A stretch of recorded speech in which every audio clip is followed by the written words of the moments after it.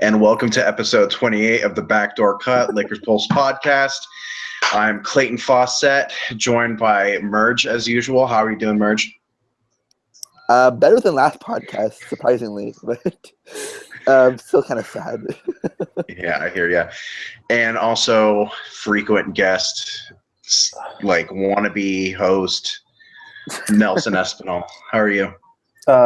Still in love with Fultz. I still want to bench D'Lo and Randall and Ingram because Ingram's a bust already. So, I'm just holding on to that dream, and that's what's keeping me alive so far. Nelson's working on an early mute already. So, I don't even remember the final score tonight. I don't really care. It was bad. 134-94, 40-point loss. I didn't need it repeated back to me. Nah, I got you. Honestly, I don't really want to talk about the game very much. Nope. The game was just crap. They all came out.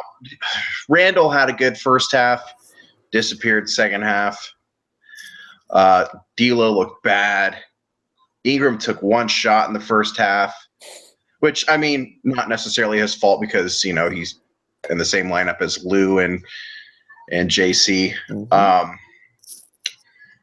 Really, the biggest thing was finally getting to see Zubats.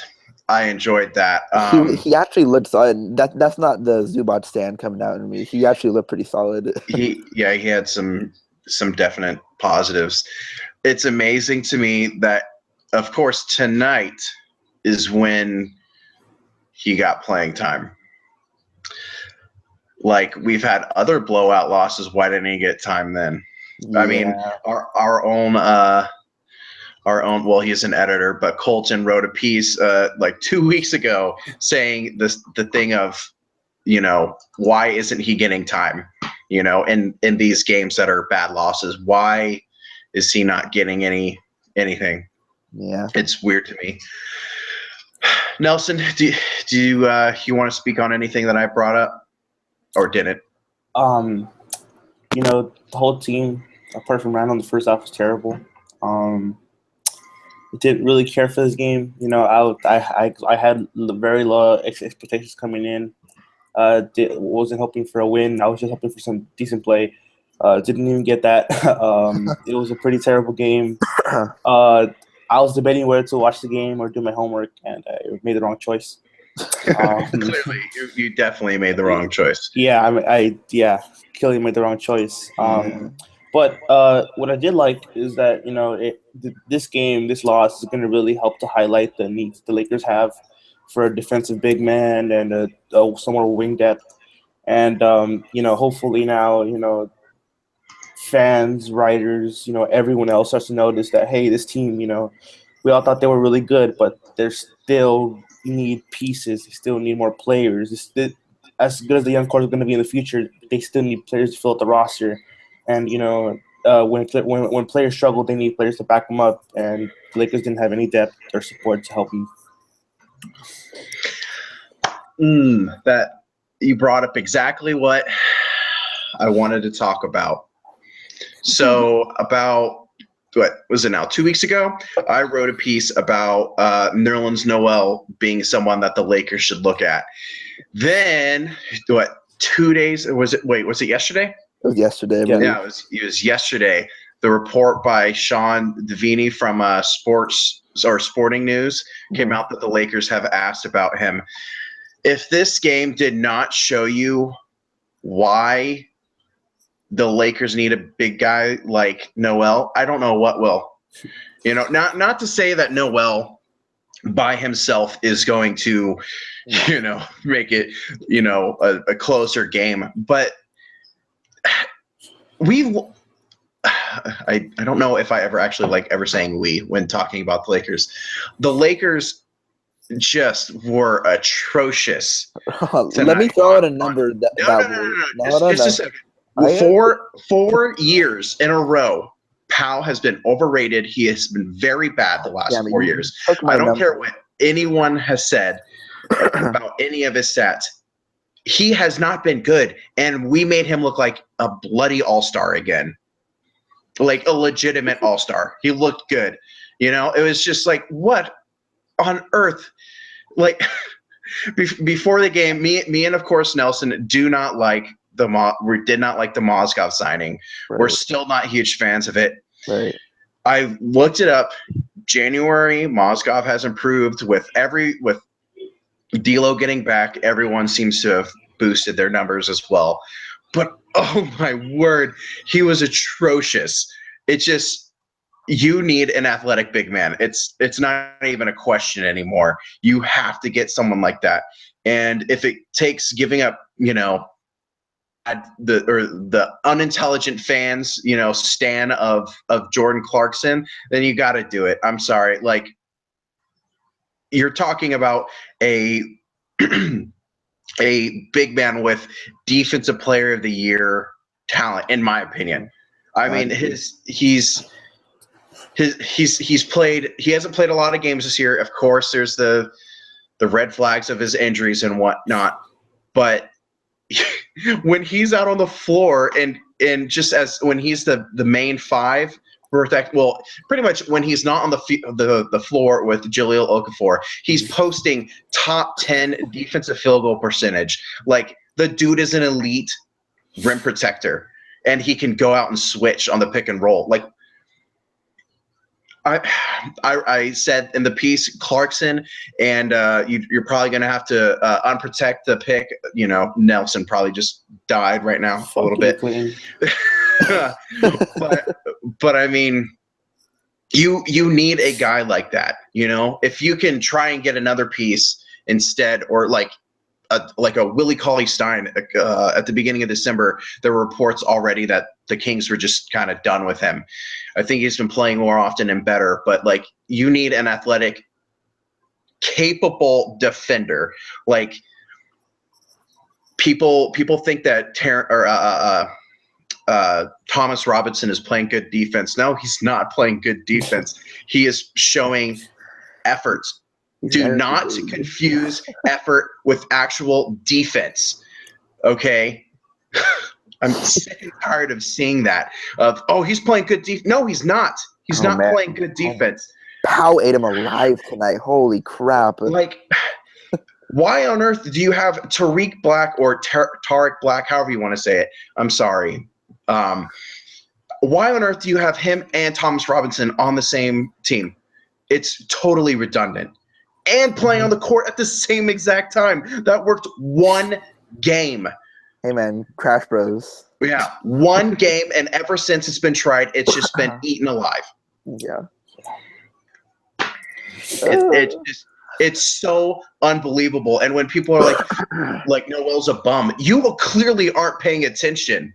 You have no idea how good he is on defense.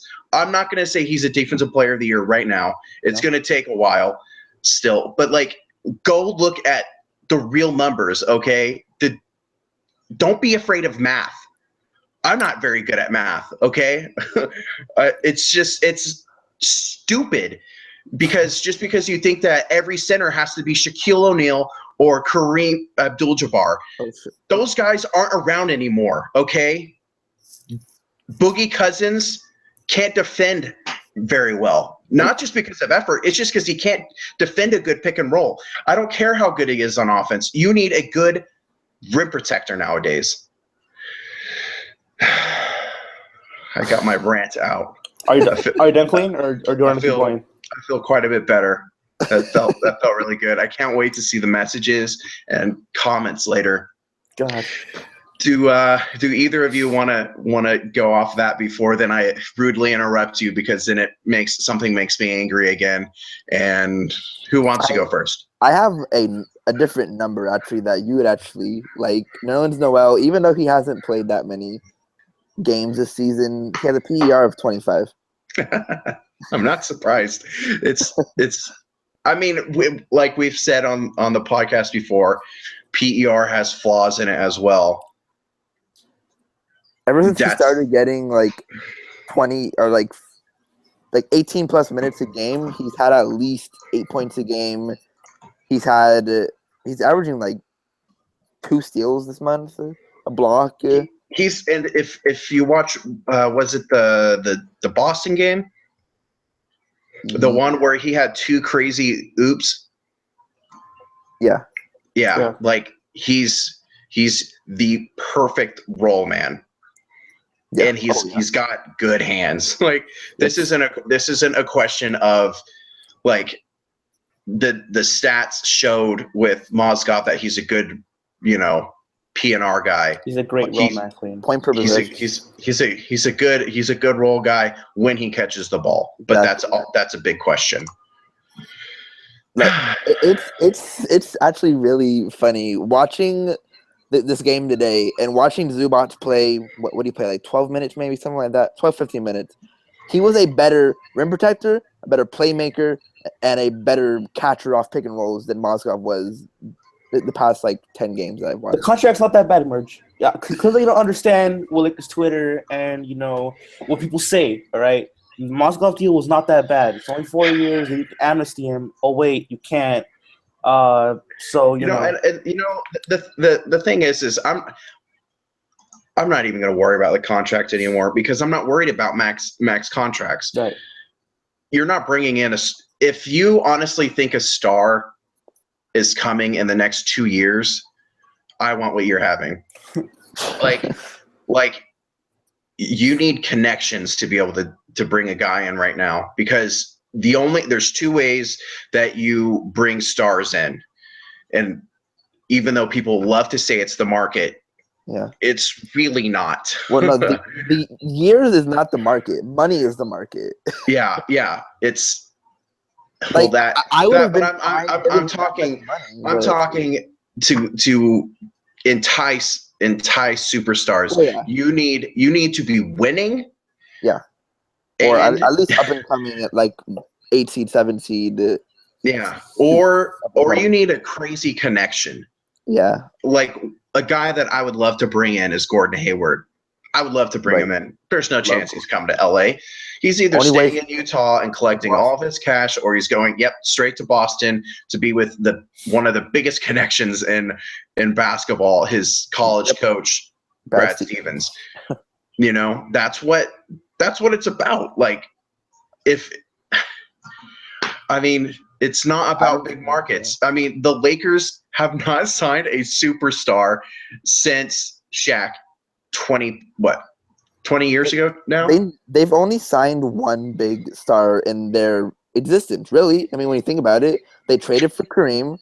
They signed Magic. They signed. No. They drafted Magic. They drafted James Worthy. They drafted Michael Thompson. They drafted. I think they drafted. Well, not to say that Michael Thompson was a superstar, but I think it was a top overall pick. Yeah.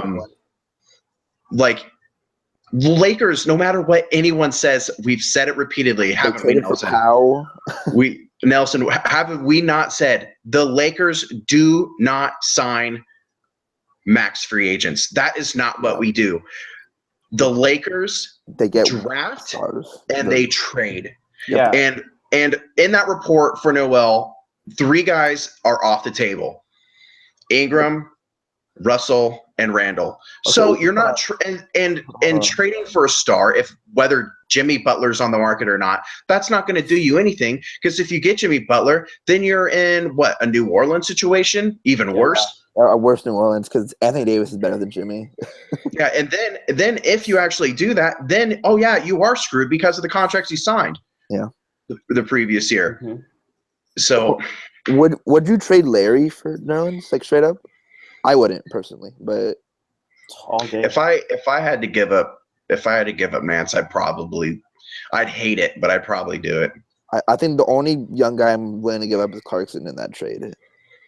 I mean, I still say in order to get what you want, you're gonna have to give up. You can't just give up pocket change for Well, no, I know, but I think unprotecting that pick is huge. First of all, for them. The problem is, don't you ever bring up that pick. It is not up for discussion. We're not trading the protection of the pick. I don't know why you're so gung-ho about the pick. That's just might as well count that as gone. And that's the reason why I don't see it as that big. Right. People are saying you're what you're going to have to do is you're going to have to unprotect that pick, which I mean, right now, if we're still at the 7th seed, that's a 15% chance of keeping it. Like that's like not very. That's not a good chance. No, yeah. I mean, I'm mostly kidding when I say don't mess with the pick. But I mean, I know. I'm sorry if it seemed like I was meaning to you. I'm seeing it all over Twitter. Okay, Yeah. Oh, like everywhere. Lakers Twitter has been insane. Like you're not keeping that pick unless you get Cavs. Lakers Twitter is not tank for Fultz. Actually, it's tank for Ball. That's what they want Lonzo Ball. Because he's local. Yeah, because he's local. He's from Chino Hills. He goes to UCLA. He's a big name. And Chad Ford said that Fultz and Ball is pretty close. Actually, yeah, he's a bigger name than Markel, in my opinion. Yeah, he's the big name because he's in the bigger market for college. And he's on the better team. I love Kevin Pelton. He went off of his little numbers. Well, not little. It's incredibly complex number system. And had Ball as the top guy. I'm sorry, there's no way. Yeah. It's Fultz. I mean, no, it's easily Fultz. His only thing wrong with him is his inconsistent defense. Yeah, which is nothing. You can fix inconsistent defense. I mean, I don't think me and Nelson were talking about it. I think it's a lot of he has to carry a big offensive load for that Washington team. It's not that he doesn't have instincts, and it's not that he doesn't have the abilities. Like JC has the ability. JC has no instincts on defense at all, and Fultz he reads lanes really well, and I've seen him just take a pass that you're like, how did he get to that? It's because he's got really good instincts. Yeah. So before we dive into just a giant draft podcast, if I'm unprotecting that pick and I have to give up someone like Larry and JC, then I'm wanting Luwawu as well as Noel. I think I have to get someone else too. I don't like giving both of them up, but I'm not a Clarkson guy. I love Larry. I don't think you give up assets like that, controlled assets like that, or maybe not Larry. At least if I'm giving up both of them, I have to get like Luwawu back. And like a late first round pick or something. But I mean, that's unlikely. So I think it's when people say Lou Williams and the pick, like Philly doesn't want Lou Williams. I don't care if he is the better guard. They want a control guy. Exactly. Colangelo backed himself into a corner, so now he can't do a stupid trade like that. He said that he's not going to make bad trades. So now he has to get something for Okafor, which you're not going to get very much for him. I think might be able to get a late first at the most is probably his max. Dude, I wouldn't even give an early second for Okafor. Like, someone is going to see the potential in Okafor. No, someone's going to do it, and I'm going to laugh and laugh and laugh and laugh and laugh and laugh. Do I need to keep going? Hey man! By the way, podcast, man. This is Clayton in the Slack chat pretty much every day. By the way, so this is probably no surprise to me. Loving Noel and hating Okafor. Yeah, this is true. That's story of the Slack chat flame. Let's switch to the 3-and-D guy because I feel like this is going forever. Yeah. Obviously, I think it's stupid to not at least see what if you can get Noel, like what it would take. Yep. If something can be done and you can get like a Luwawu, that's great. If not, then you need to be looking for someone else. Frank Vogel announced that he's finally going to start playing Mario, Super Mario.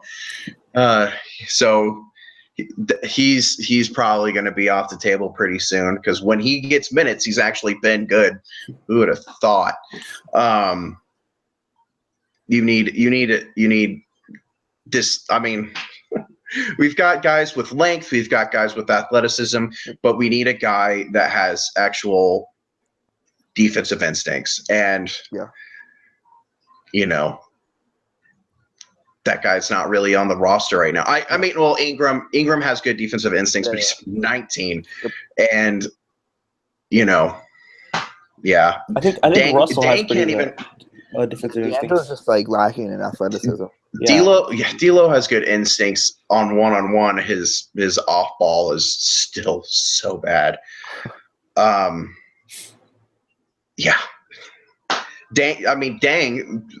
There is a discussion right now on Twitter between everyone's favorite Ben and Jerry, and I'm not talking about ice cream, about how Dang can only guard certain threes now. So Yeah, it's going to be great having him for another 3 years. We really spent our money wisely over the summer, obviously. What the hell? We did. Okay, I'm sorry. I was gonna say something, but this is for after the podcast. All right. Is there any guys that you would look at? I know me and Merge would swoon over Kelly Oubre. I know that is my favorite out of all of them, but we're not getting Kelly Oubre. I mean, he's become an actual rotation player now. Justin Anderson's the biggest name I can think of that's not really playing much. Yeah. I mean, that, or you're going to be looking with, if we stay in the 7th pick range, that means that it translates to like 37. Yeah. So then you're looking at like Dwayne Bacon, which I wouldn't mind. He is athletic. I like Dwayne Bacon.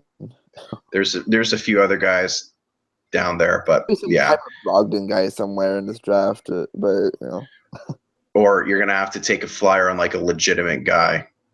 But yeah. Another topic that was discussed on Lakers Twitter. Well, all Twitter, but yeah. Well, all Twitter. NBA Twitter. But it really pissed off Lakers Twitter like no other. Was a NBA writer either did he bring it up himself or was he asked? It was I'm trying to think. I think it was yesterday. He said, "Oh, Lakers young core is easily the worst out of any of the young cores in NBA." And it was specifically Milwaukee, Minnesota, and Philly. Yeah. And I'm fine with anyone saying that the Lakers are the worst when you say clearly and emphatically and for certain that they're the worst. I mean, I question the dude's basketball intelligence as it is. I mean, I think most people do that, but he's got a big audience. Who can imagine someone, that with hot takes and always hates, big audience, dude. Yeah. Always guys the biggest audience who have the dumbest takes. Yeah. Nelson, did you see what we're talking about? No, but I can kind of refer what it was about already, just by the way you guys are reacting and the team that you guys brought up. I can already imagine the takes. So. Okay, then there's Denver with Jokic today that he brought it up again. Yeah. I mean, Denver's young core is pretty overrated in general. Yeah. I'm still not sold on Moutier at all. I still want Moutier to develop and become good, but I mean, I think he will eventually. He won't be as good as people thought. I still think he'll be solid, but I think he's already a change of scenery guy. Yeah. Already. Yeah. And Jamal Murray. I mean, everyone knows how I feel about her. Clayton. That's all I'm going to say. That's all I'm going to say. And Harris. I like Gary Harris a lot. It's just health-wise. But he's not a star. No, he's never. No. I mean, he's a 6'3", maybe 6'4", 2 guard who's best skill. He's a really good 3-and-D guy. Yeah, really good 3-and-D guy. But the problem is he's kind of like a really poor man's Avery Bradley. You know, Bradley suffered through ankle injuries at least early on when he was younger and whatnot. But he doesn't have the length. He doesn't have quite the defensive acumen as Bradley, and he's not the shooter that Bradley's become. but you have to be a guy like that to be able to play the two at his size, in my opinion. Mm-hmm. Yeah. I mean, it helps that Moutier is 6'5", but yeah, then you have those two guys and Jamal Murray, which, I mean, you can do it in a rotation, whatever. But you're going to need more guys than that anyways. And Jokic too. And Jokic is really good. He's really good. Everyone has a hard-on for him. I love Jokic. And I think he could be really, really, really good, like perennial all-star. Yes. I think so. I agree. When he gets lumped into the unicorn status of like Porzingis and Giannis and Kat, Joel. Yeah. I don't see that one. But to me, Jokic is like a better Pau, and Pau can never be like a number one on a team and lead him to like be really, really good. And then once Pau came to the Lakers, he was a really good like duo with Kobe, and obviously Kobe was the alpha in that duo. And I mean, he's gonna be a guy like that. That's what I see him being like. Yeah, I agree. I still think that what makes Jokic so special is his passing, which is just crazy. That one that he had today that brought up the discussion again. That was disgusting. And like I said, I'm really high on him. Before I thought Nurkic was kind of like, well, and he's part of, I guess, the core too. But if he's not getting traded, then he's a change of scenery guy too. Yeah, I was too high on him because I already saw a few plays from his rookie year, and I just liked him. But hold on. What's his wingspan? What's his wingspan? I have no idea.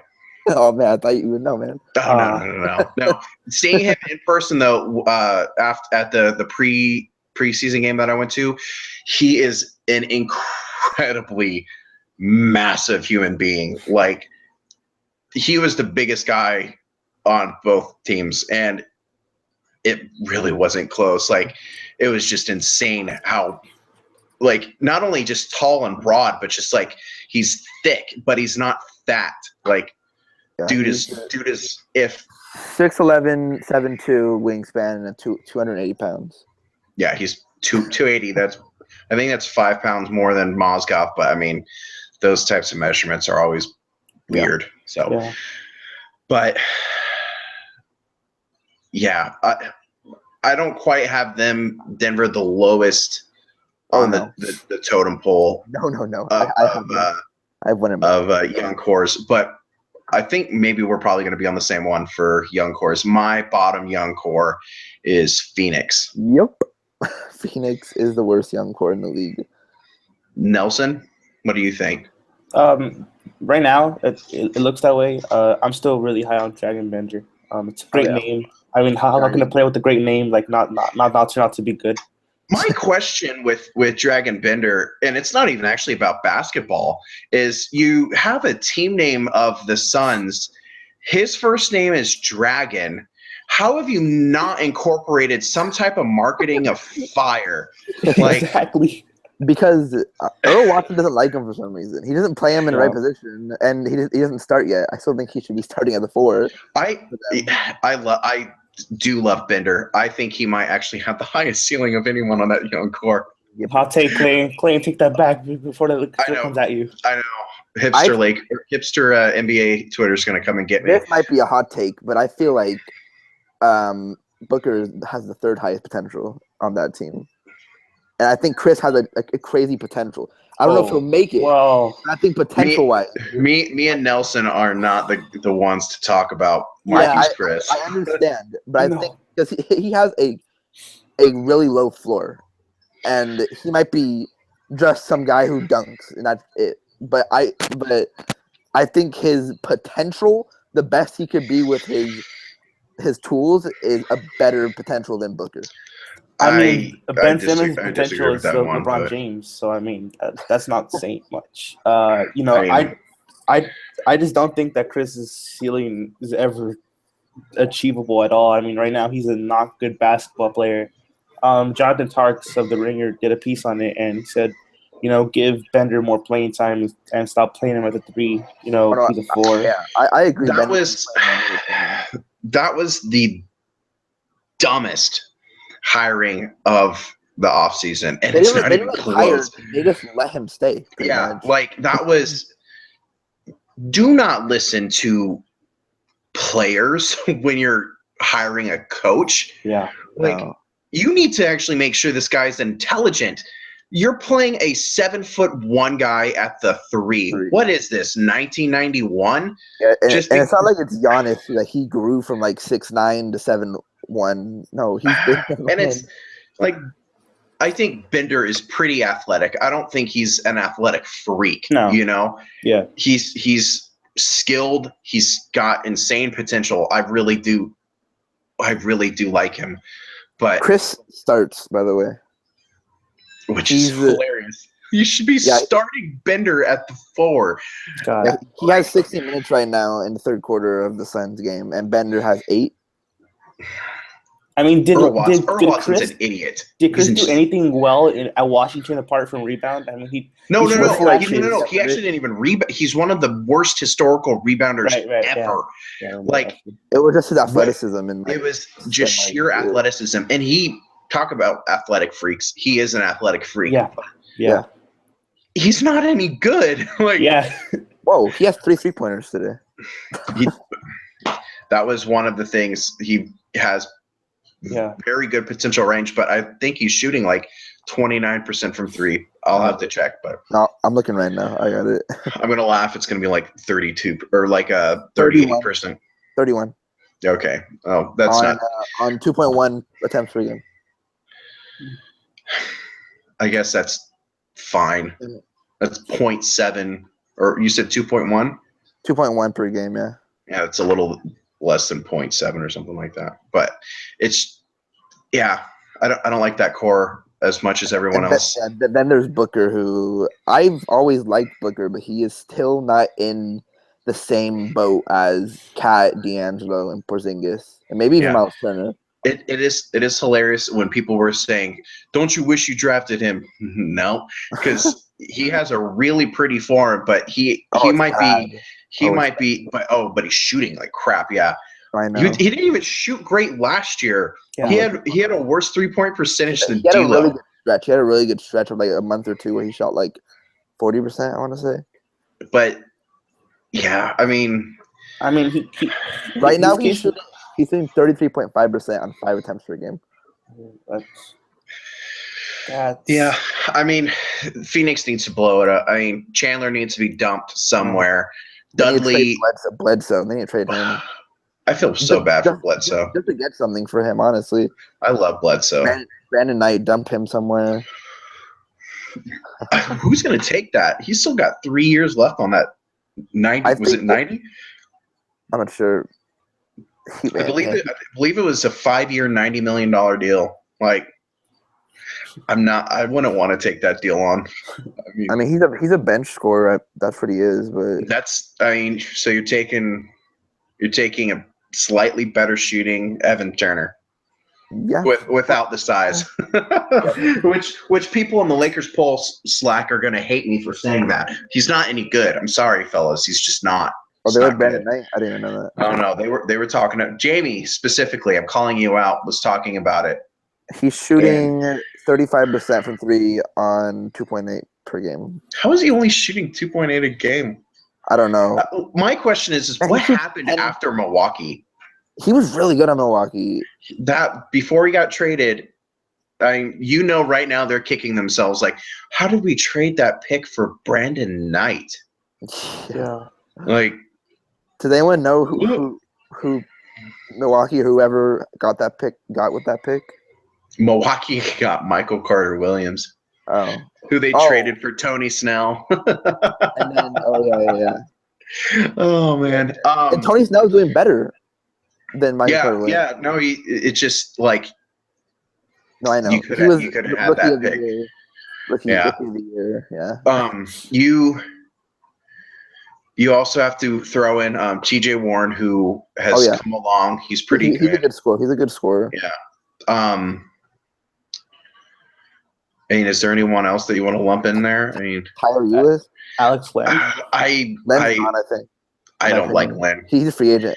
He's not a rim protector, even though people think he is because he's 7 feet tall. Like he's wildly well. At least last year, I admittedly have not paid attention to them because they just suck. The only other one I would lump in with them is Ulis. Yeah, and I probably just I still think he could be he's one of my favorite. He's one of my favorite college players ever, but he's not great. And then I think the problem is Ulis in college was a really good defender. Yeah, he's not going to be a great defender in the NBA, but just because of sheer size. Like yeah. And there you can say, look up in Boston, you got Isaiah Thomas, and while that's partly true, Isaiah Thomas is one of the best scorers in all of basketball. Yeah, and one of the greatest outliers ever. He's an insane finisher for his size. It's ridiculous. Yeah, and Ulis isn't the scorer that he is. So he's defense and he's running at offense, really. I think he could be a really good backup. Yeah. Which there's nothing wrong with. I mean, you got him in the second round. That's a hit. You won that pick. Yeah. But when I've seen a couple people say that he could be a long-term starter, I'm just like, no, I don't think so. So we got Phoenix. I think we all agreed they're at the bottom. Yeah.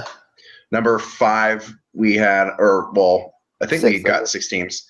No, I think we had 7. 1, 2, 3, 4. Yeah, 6. My bad. Okay, 5 we had Denver. Yeah, I have Denver. Okay, what do you have, Nelson? Do you have Denver and the Jokic's there? Yeah. That makes sense. Okay.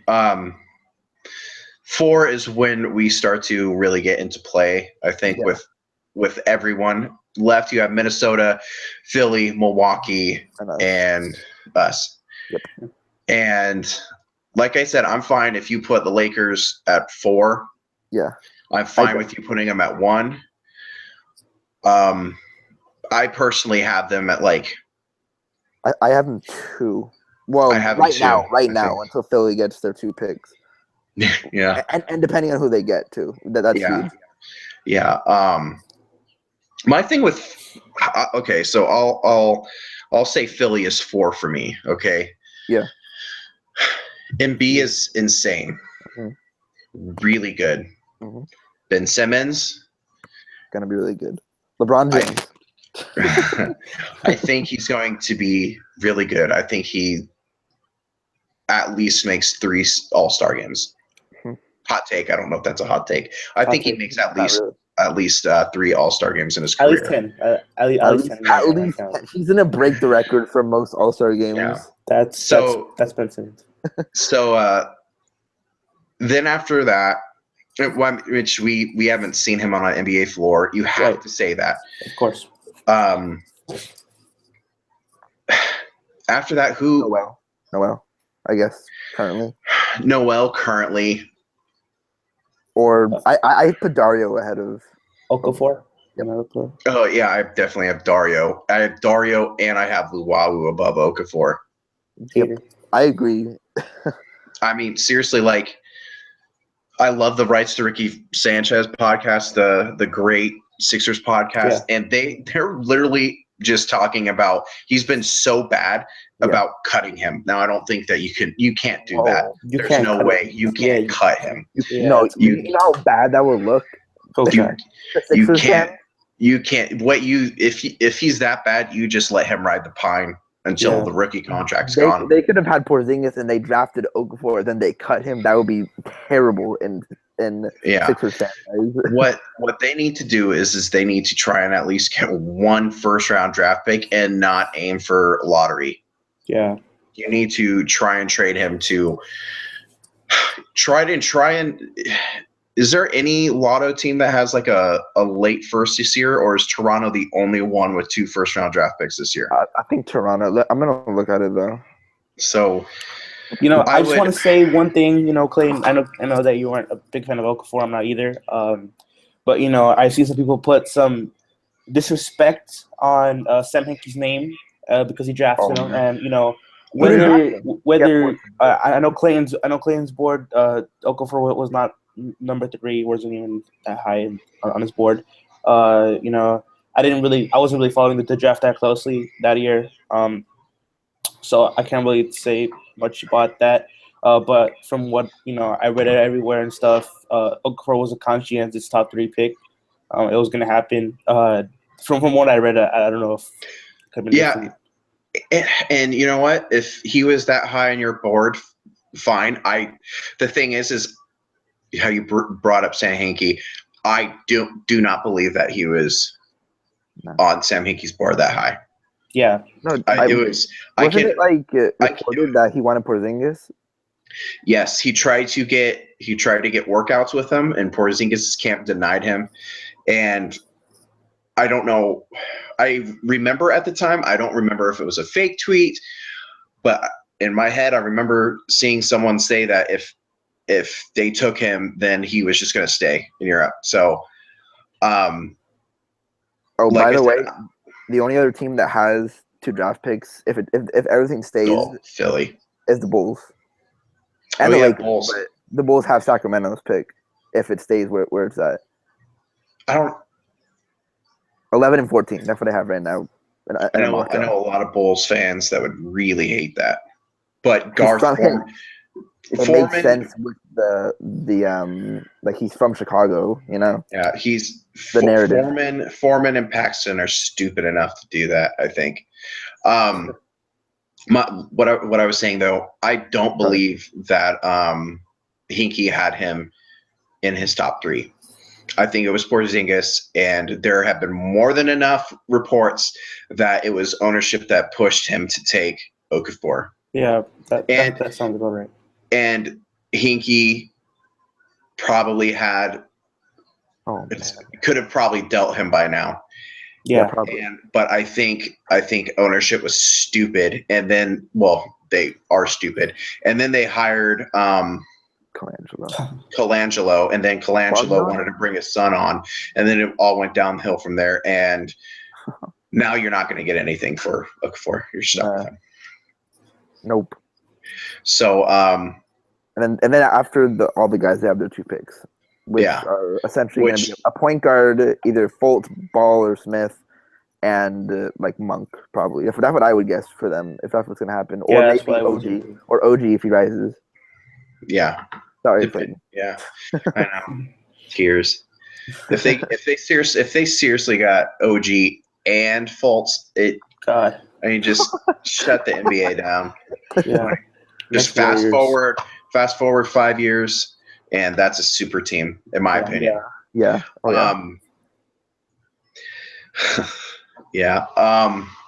At 3, I have the Bucks. Really? Yeah, I say that because, yes, I love Giannis. Giannis is incredible. And then after Giannis, Parker is going to be solid. And then Brogdon, Maker are, their only other young core. You're forgetting really huge piece. Or Chris. Is Chris Middleton a young core piece, though? Because he's like, what, 25? I think he's 24. I mean, even if that's he signed for another what? Like 4 years, something like that. 3 years. I mean, Let's see. I'm looking it up right now. Talk about a steal of a pick. I think they traded Brandon Jennings to Detroit for Chris Middleton. Wow. He is 25. He'll turn 26 next season. Okay. Yeah. He's just entering his prime. I consider him young enough. Yeah. I mean, if he was like 28 or 29, then you're like, well, I don't know, but I think he's still young enough. The reason I have them 3 is just I think that the Lakers and Minnesota have more potential, like top 20 players. You know what I mean? Like, yeah. Because I think D'Angelo, Brandon, and Julius could all be top 20 players, and then Kat and Wiggins and Zach could all be top 20 players. And I mean, I'm not really counting Philly because they don't have the 2 guys that they're going to get, so I don't really know what to make of it. But that's why I have them 3rd. I think I would just count them just because they're probably. I mean, the Lakers probably are going to get their pick, but it's probably going to be in that for sure top 10 range, I think, around there. And, depends how the lotto works out and everything. I think Philly could end up with a pretty high pick with themselves, 1, 2, or 3. And at that range, you're looking at Fultz, Smith, Paul. Sorry, I don't. Philly has won like 3 or 4 of 5. Yeah, they're the 4th worst team now. They were 1 like 2 weeks ago. They're ahead of in the East. They're ahead of Brooklyn and Miami, and then they're still ahead of. Is it Phoenix that's worst? Phoenix is number 5. Yeah, they're 12 and 26. Then Philly's not as good as them. I don't think. Who's the 11 and 25? Who's the? Come on, internet. Number 1 is Mavericks. Yeah. Mavericks. They're they're like the 4 seed, which I mean you could still obviously get the top overall pick. But Josh I mean, Jackson then get what's his name, Darren Fox. Could you imagine how like pissed everyone would be if you say you get those 2 picks, right? 4 and 7. I want to say that. Yeah.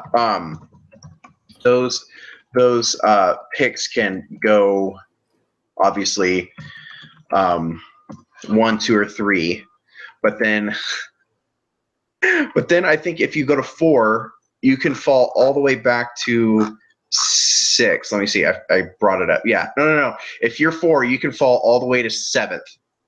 And if you are 7th, you can fall all the way to 10th, which there's less than 0.000%. I'm assuming it's just that there isn't a piece on the graph or the graph isn't big enough.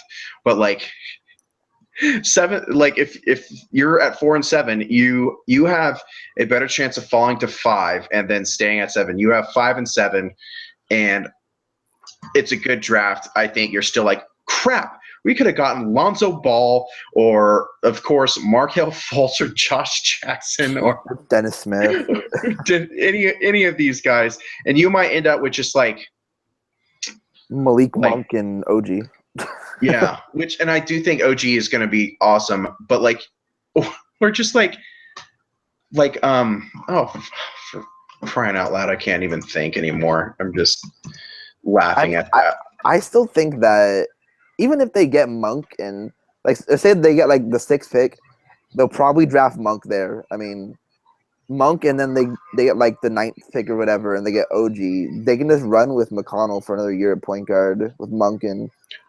I think Monk would be forced into a point guard role like that. Okay, so if you're at 4, that's still on Draft Express is Josh Jackson, and then 7th is Jonathan Isaac. I don't see them going Jonathan Isaac. You think you're looking at probably OG or even De'Aaron Fox. Yeah. Or Draft Express's own Mike Schmitz really likes Frank Ntilikina. Yeah. I like him a lot. I really like the landing spot they have him on. Him in Chicago would actually be really nice with Jimmy. Yeah. I don't know if I have them or back to Milwaukee. I don't know if I have them 3. I actually think I might have Minnesota 3 because Cat is going to be awesome, but Wiggins has fallen off a cliff. Yeah.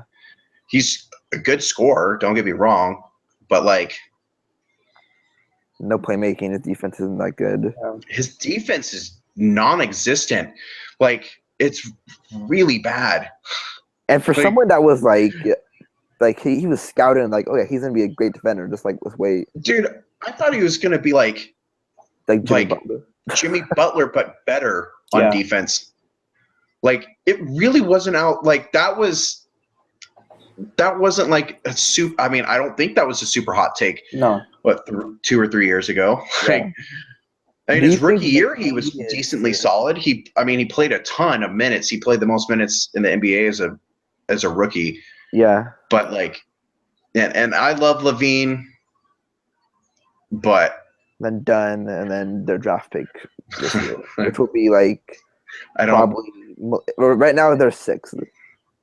I don't know if I really would want to consider Dunn part of my young core.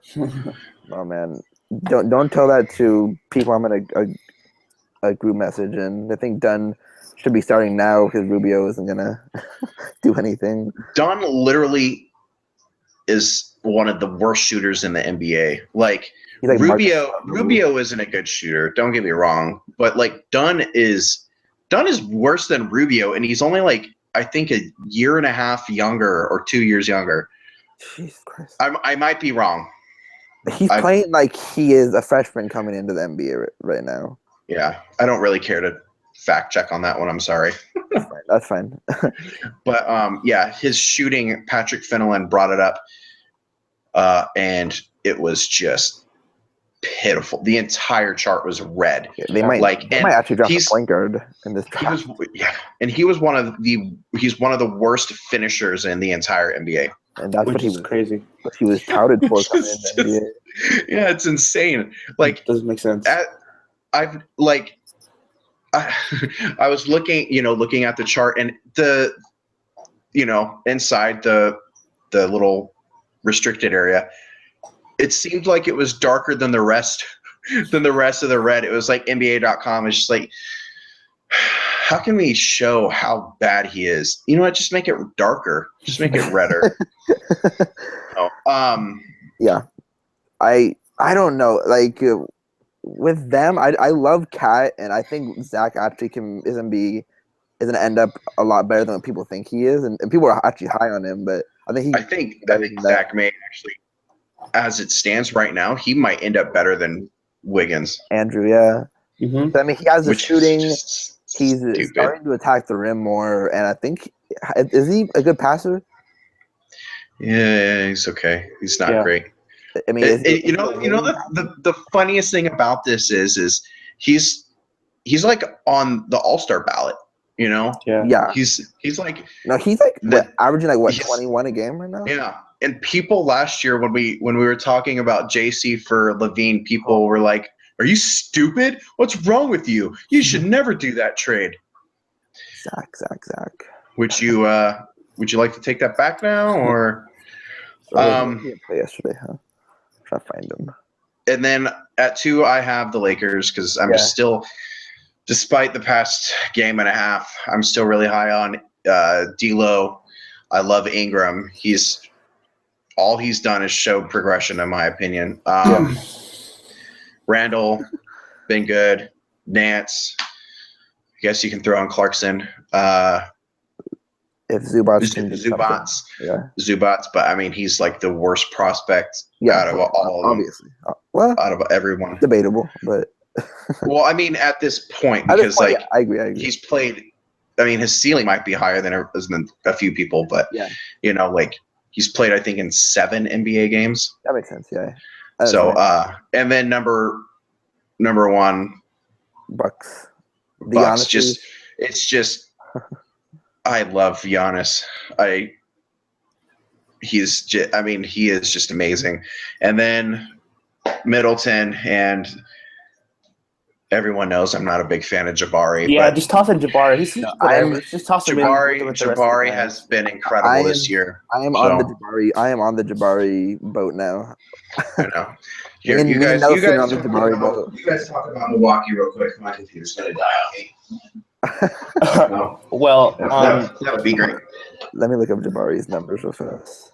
Yeah. So Jabari has been really, really good. He's improved his mid-range shot, knocking down more consistently. Oh my god! He's shooting 41% from the 3-point line on 2.5 attempts. 21 points per game. Besides that, rebounding 6 rebounds a game and like 2 assists a game. That's pretty good. And he's shooting 50% from the field and 41 from 3-point. Wow. He's shooting 50 on like 16 attempts per game. Yeah. So clearly, I will be fine admitting that I was wrong on Jabari. Yeah. I still would take a lot of, and I'm not alone in this. I found out. I still don't know how high I would take him compared to, even prospects on this list. But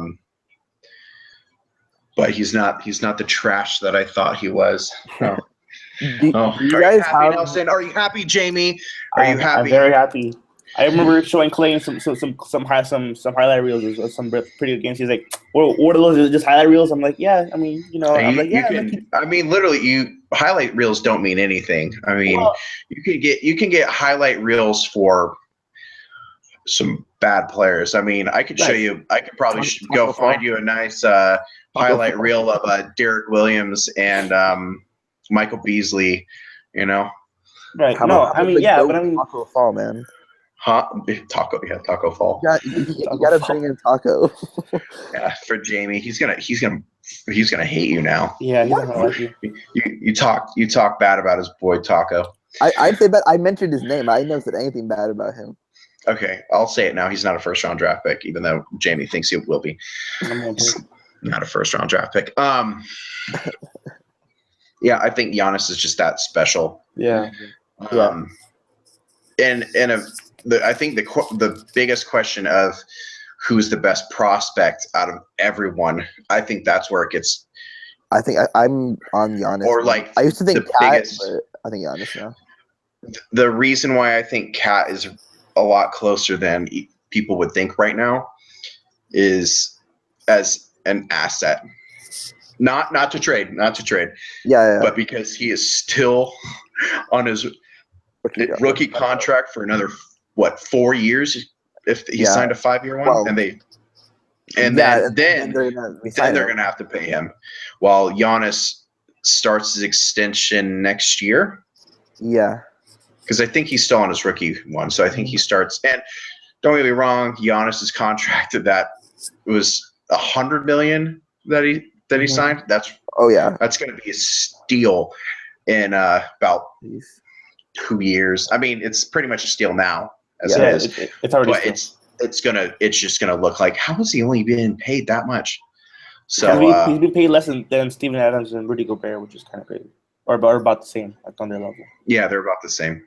It's kind of crazy. Like Steph Curry is being paid $12 million a year right now. Yeah. And he was an MVP for 2 years. Yeah. And the crazy thing about that is that this is his second contract too. Yeah, I mean, like,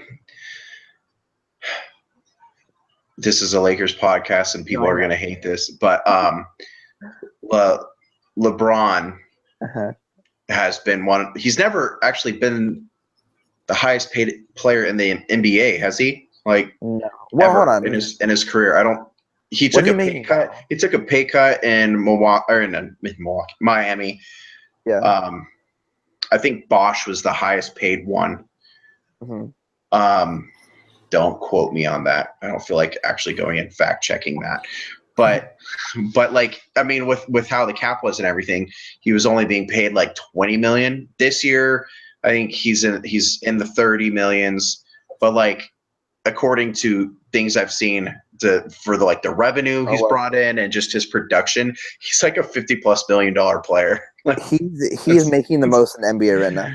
By the way, is he okay? I didn't know if it was him or Mike Conley's at 26. LeBron's at 30. Okay. Yeah. So they're fat. Well, LeBron not this summer, but next summer is going to sign that fat 35 is the projected.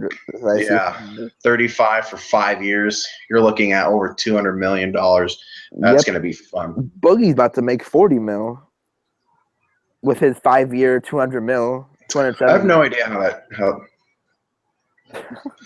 Yeah. Okay. We went a little longer than I anticipated, mainly because I was just yelling at the very beginning of the podcast. He's old, guys. When you have to understand his old age, right? So you're always yelling. Yeah. Rah rah rah rah rah rah rah rah rah. I mean, did anyone see podcast from last year? Oh, God. Yeah, it was the Clayton show. So I mean, Nelson, you can't really talk considering that you were yelling last podcast so much that I had to mute you. yell. I mean, that podcast drained me so much that I've been recovering ever since. I just been writing words instead of saying them because, I was getting my Ben Simmons hot takes out. Yeah. Oh man. And how we to kind of revert back to LA, how I think it shows this game and the last game shows that we obviously do have holes. Yeah. Oh, yes, we do. Yeah, and it's not just youth. There are things that we need to address. Mm-hmm. Yeah. I've been one of the loudest voices dating back to last year that we need to trade Lou, that we need to get stuff. We need to address holes. Yep. And I mean, that's more clear than it here right now. How we talked about how Noel has been producing since. That was the rumor recently, thankfully. Yeah. In the last 6 games, he's played 22, 19. He only played 11 minutes against Minnesota. I don't know what the deal is with that one. Might have been foul trouble, but I don't know. No, he only had 1 personal foul. I don't know. Really? That's weird. Maybe he rolled an ankle or something. I don't know. Then in a loss to Boston, 25 minutes, 24 minutes against Brooklyn, and then 21 minutes tonight. Just in the past 4 games, he's averaged 20.3 minutes, 62% field goal percentage, 75% free throw percentage. So you're looking already now at a really good true shooting percentage. Yeah. 5.3 rebounds in 20.3 minutes a game. That's what? If you go to 36, you're looking about 9. Yeah. And I think it could be a higher, considering that he plays with Embiid, and Covington is another big long wing. Yeah. And him and Embiid are actually pretty good together, but they don't play that much. Yeah, they would play. I think that would be an awesome front court, but I don't think they. Well, yeah, care. They can't. I mean, they're gonna have to play Simmons, I think, and I think he's gonna be a 4. Yeah. At least defensively. And then points, he's averaging 10.5 points, which most of that's gonna be off of lobs and putbacks and stuff. But that's exactly what you want. Mm-hmm. I remember seeing a Sixers fan saying something that he is making. His mid-range number actually looks really good. Yeah. I'm trying to find it right now. It's not available. Okay, never mind then. It looks like he's made 10 since he came back. That's not much. I've heard it. I've heard it looks better when he's willing to shoot it. Yeah. But they play him at a 4. He's not a 4. He's a 5. Yeah. Let me see. I'm on NBA.com. You're gonna try and pull up his shot chart. Yeah. So my thing with really needing a future 5, and because people are really high on Zubac, and I'm pretty high on him too. I wrote a scouting report, loved him as a backup big. My projection was always this high end backup big. Runs the rim well, and has pretty good hands. Pretty good finish inside. Just really slow-footed, moving laterally, and that's really going to affect him right now on the perimeter and switches.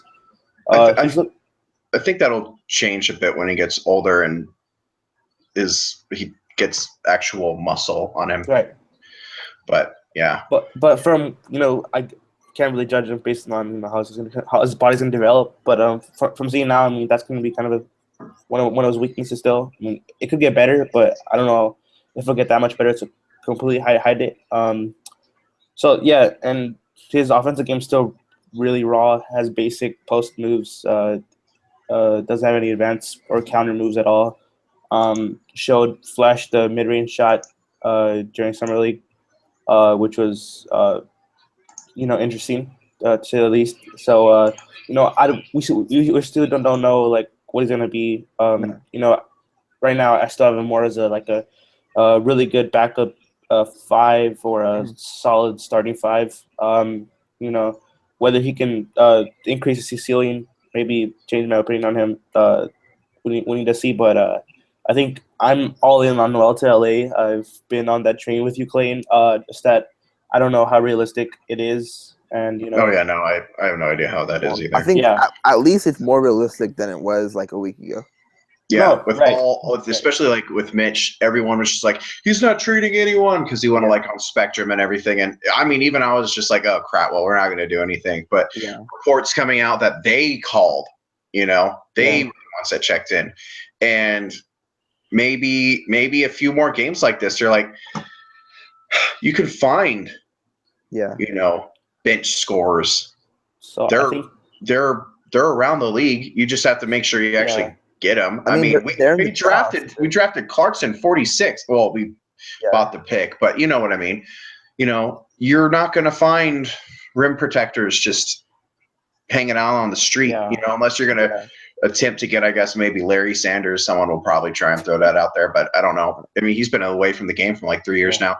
Nerlens Noel. I'm surprised no one signed him yet, which is if he even wants to sign. Nerlens Noel from the elbow back.